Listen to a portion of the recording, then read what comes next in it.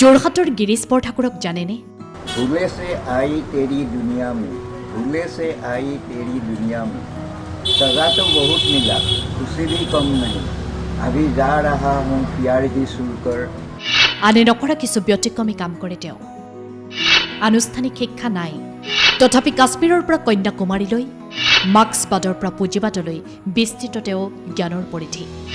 বুকুত অলেখ নোকোৱা কথাৰ ভৰ, সমাজ, সাহিত্য আৰু মানুহৰ বাবে বুকুত তেওঁৰ সুবাসিত সপোন।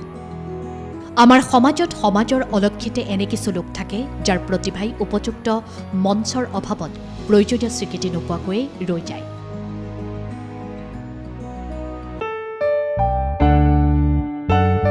তেনে এগৰাকী ব্যক্তি গিৰীশ বৰঠাকুৰ। আকাশৰ বায়ুবিলাক বিষাক্ত কৰিলে শান্তিৰ বতাহ পায়। মানুহে জানে গানেই শান্তি আনে, কিন্তু জিউএন গানে নহয়। মানৱ সভ্যতাৰ এয়াই যদি নমুনা হয়, নহ'বনে নীৰৱ বসন্ত এই সুন্দৰ পৃথিৱী। শান্তি সৃষ্টিশীল চিন্তাক লালন কৰে তেওঁ। সৃষ্টিশীলতাৰ বাটত শব্দৰ কচৰৎ কৰে তেওঁ। শিৱসাগৰৰ বকতাৰ মনাই মেজি গাঁৱত 1949 চনত জন্মগ্ৰহণ কৰা গিৰীশ বৰঠাকুৰ নামৰ এইগৰাকী ব্যক্তিৰ ব্যক্তিত্ব আৰু চিন্তাই আকৰ্ষিত কৰিব আপোনাক। পাৰ্থিৱ সকলো আশা আকাংক্ষাৰ পৰা বহুজনত দূৰৈত অৱস্থান কৰিছে তেওঁৰ জীৱনে। সম্প্ৰতি যোৰহাটৰ বাসিন্দা তেওঁ। পেছাত এগৰাকী ক্ষুদ্ৰ ব্যৱসায়ী। এখন চাহ মিঠাইৰ হোটেল তেওঁৰ জীৱিকাৰ সম্বল। আনুষ্ঠানিক শিক্ষা নোহোৱাকৈও একাগ্ৰ সাধনা আৰু যৎপৰোনাস্তি চেষ্টাৰ বলত গিৰীশ বৰঠাকুৰ নামৰ এই ব্যক্তিগৰাকীয়ে কৰিছে আনে নকৰা কিছু ব্যতিক্ৰমী কাম। এসময়ত দিব্য নামৰ এখন মাহেকীয়া আলোচনী আৰম্ভ কৰিছিল। লেখক লেখিকাক দিছিল সাহিত্য সৃষ্টিৰ প্লেটফৰ্ম। জ্যোতি সন্ধানী নামৰ এটি পুথি ভঁৰালেৰে বিলাইছিল জ্ঞানৰ আলোক। United culture and multipurpose art academy নামৰ এটা অনুষ্ঠানৰ মাধ্যমেৰে সৃষ্টিশীল তৰুণ তৰুণীৰ বাবে মুকলি কৰিছিল নতুন চিন্তা উন্মেষণৰ সপোন। ৭৫টা বসন্ত গৰকা গিৰীশ বৰঠাকুৰৰ মূলত গ্ৰন্থ অনুৰাগী। বহু বছৰ পূৰ্বে গোলাঘাটৰ এটা প্ৰশাসন গোষ্ঠীয়ে প্ৰকাশ কৰি উলিয়াইছিল তেওঁৰ এখন কাব্যগ্ৰন্থ। শেহতীয়াকৈ ছ'চিয়েল মিডিয়াত ভাইৰেল হৈ পৰিছে তেওঁৰ সাক্ষাৎকাৰ আৰু শান্তি বিশেষ দুটা কবিতা, যি দুটা কবিতাৰে প্ৰতিফলিত হৈছে সমাজমুখী গিৰীশ বৰঠাকুৰৰ জীৱন দৰ্শন আৰু জীৱনক লৈ থকা তেওঁৰ স্পষ্ট দৃষ্টিভংগী। ডাৰউইনৰ যেতিয়া থিয়ৰী পঢ়িলোঁ, তাৰপিছত মই আচলতে ধৰ্ম নাজানিলে ছায়েন্স বিজ্ঞান একো নাজানো, বুজিছা নাই? সেইকাৰণে মই দেখিছোঁ বা ডাঙৰ ডাঙৰ চাইণ্টিষ্টে কৈছে ধৰ্মৰ সম্পৰ্কে জানিবই লাগিব।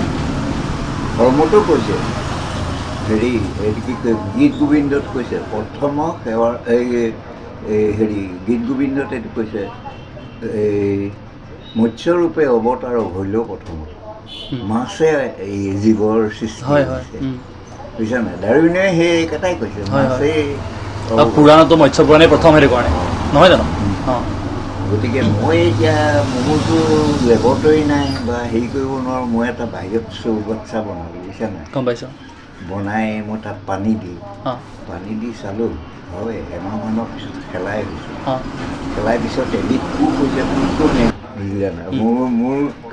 মই মানে কোনোবাই ক'লে বুলিয়ে মই কথাটো বিশ্বাস কৰি ল'ব নোৱাৰোঁ, তাক মই নিজে প্ৰমাণ কৰিম তাৰমানে। গম পাইছোঁ। মোৰ লেবৰেটৰী নাই, কিন্তু মই এইবোৰ বুদ্ধিতে কামবিলাক কৰিছোঁ।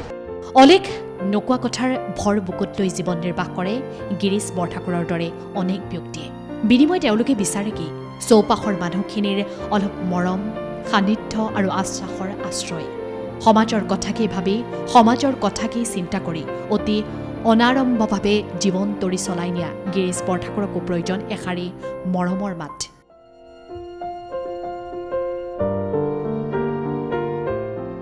কথাবোৰ শুনিবলৈ শ্ৰোতা আৰু চিন্তাবোৰক বুজি উঠি বাট দেখুৱাই দিব পৰা সাহসৰ হাত। গিৰীশ বৰঠাকুৰ নামৰ বিৰল ব্যক্তিত্বৰ অধিকাৰী এইগৰাকী ব্যক্তি কুশলে থাকক তেওঁৰ সৃষ্টিশীল চেতনা আৰু শব্দৰ সাধনা। News 6 report, Prag news digital.